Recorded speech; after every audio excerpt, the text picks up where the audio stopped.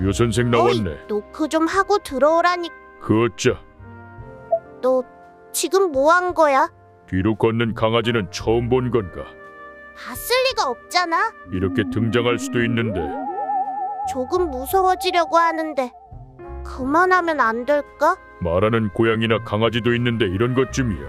하하하. 그거랑은 다르지. 이 강아지야. 아무튼 오늘 이야기도 시작해보자고. 레츠고. 이 검의 이름은 사인검이야. 여기서 사는 숫자 4. 이는 호랑이를 가리켜. 오호라. 오늘은 호랑이 이야기구만. 사인검은 네 마리의 호랑이 검이라는 뜻인가? 맞는데 조금 달라. 사인검은 호랑이가 4번 들어가는 시간, 즉 호랑이 해인 인년, 호랑이의 달인 인월, 호랑이의 날인 인일, 호랑이 시간인 인시에 맞춰 만든 검이야. 인년, 인월, 인일, 인시를 다 맞추려면 만들기 까다롭겠는데. 게다가 사인검은 아무나 만들 수 있는 게 아니었어. 왕실에서 인정한 장인들이 아주 까다로운 조건에서 만들었다고 해. 어허. 옛날 사람들은 개나 고양이처럼 호랑이도 사랑했나 보군. 사랑? 사랑이라기보단 호랑이가 우리나라에서 사라지기 전까진 민간에서는 늘 호랑이를 두려워하며 살아야 했어. 호환이라는 말 들어봤지? 호환? 호환마마 그런 건가? 호환, 즉 호랑이한테 화를 입는 게 호환이고, 그런 호환이 가장 무서운 재앙 중 하나라고 말할 만큼 옛날 사람들은 늘 일상에서 호랑이를 경계하며 살아야 했다고. 호랑이쯤이야. 나 같은 개와 함께라면 무섭지 않았을 텐데. 멍. 너 태어나서 호랑이 본 적 없지? 의자가 허리가 좀 아픈 듯. 지금부터 아주 무서운 호랑이 이야기를 하나 해줄게. 고려사에 따르면 당시의 수원 지역에 최루백이라는 청년이 살았어.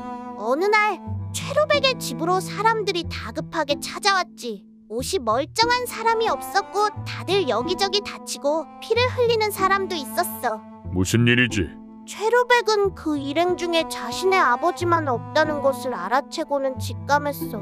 아버지가 호랑이에게 끌려갔구나라고. 아이고, 어떻게 하나? 최루백은 어머니의 만류에도 불구하고 도끼 한 자루를 들고 호랑이의 흔적을 찾아 산길로 떠났어. 산길을 오르며 아버지를 애타게 부르기 시작했지. 아버지! 아버지! 한참 동안 산을 헤매다가 지쳐 쓰러질 듯한 최루백 앞으로 벼랑간 커다란 그림자가 드리워. 호랑이구나.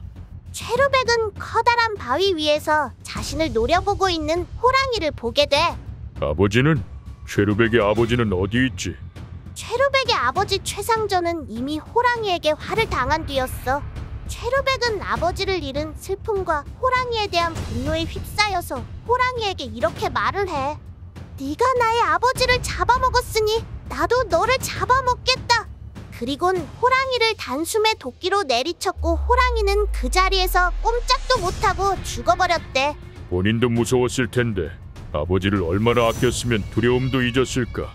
최루백은 쓰러진 호랑이의 배를 갈라 아버지의 유해를 수습해서 장례를 치르곤 호랑이 고기를 따로 담아 항아리에 두었대. 호랑이도 호랑이지만 최루백도 담력이 보통이 아닌데. 이야기는 여기서 끝이 아니야. 아버지의 장례를 치른 최루백은 아버지 무덤 곁에서 심효살이를 하는데 어느 날? 또 호랑이야? 아니, 꿈속에서 아버지를 만나게 돼. 꿈에 나타난 최루백의 아버지는 아들에게 시를 읊어줘. 양나무를 해치고 효자 염하게 다다르니 많은 정을 느껴 눈물이 끝이 없도다. 날마다 흙을 져서 무덤을 만드니 밝은 달과 시원한 바람만이 알 뿐이다. 생전에는 봉양받고 죽어서도 지켜주니 누가 너의 효성의 시작과 끝이 없다더냐. 그렇게 호랑이에게 화를 당했어도 아들의 효심은 다 지켜보고 있었구나. 맞아. 최루백은 꿈에서 깨고 심효살이를 마치고 나서 묻어두었던 호랑이 고기를 꺼내 먹으며 호랑이 앞에서 한 자신의 말을 지키며 이야기는 끝이 나. 최루백은 고려시대 사람이지만 이 이야기는 조선시대에도 이어져 효도의 귀감으로 주목받아서 당시 도덕 교과서라고 할 수 있는 오륜행실도에서도 최루백 이야기를 찾아볼 수 있어. 이렇게 기록도 있다니 더 생생하게 느껴지는걸. 여태까지는 무서운 호랑이 얘기만 했으니 이번엔 다른 이야기를 해볼까? 나 안 무서운 얘기 듣고 싶어. 이번에는 호질이라는 소설 이야기야.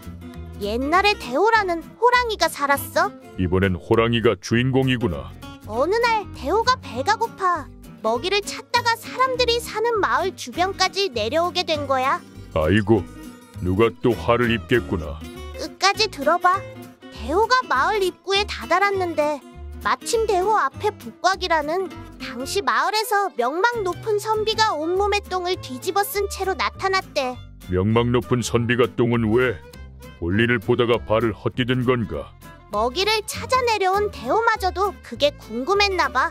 대호가 북곽에게 그 이유를 물었는데 북곽은 자신이 동리자라는 젊은 과부와 정을 통하려다가 그녀의 아들들이 몽둥이를 들고 방으로 들이닥쳐 황급히 나오다가 분뇨 구멍에 빠졌다고 이실직고했어. 그러면서 대호에게 한 번만 살려주면 다시는 그러지 않겠다고 자신의 죄를 대호에게 스스로 알렸지. 듣는 내가 다 부끄럽구만. 명망 높은 선비라는 사람의 행실도 그렇고 꼴도 참말이 아니네. 그 말을 들은 대호는 북곽을 더러운 선비라고 나무라곤 갈 길을 가버렸다고 해. 호랑이도 걸을 만큼 몸도 행실도 지저분한 선비였구만. 호지를 지은 연암 박지원은 소설을 통해서 당시 위선적인 선비들의 모습을 풍자했어.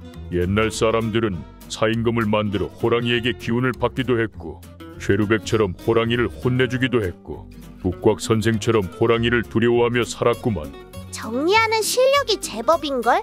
우리나라 역사 속에 이렇게 재밌는 동물 이야기가 많은 줄 몰랐어. 맞아. 오늘도 다양한 이야기를 들려줬으니 이만 마칠 시간이야.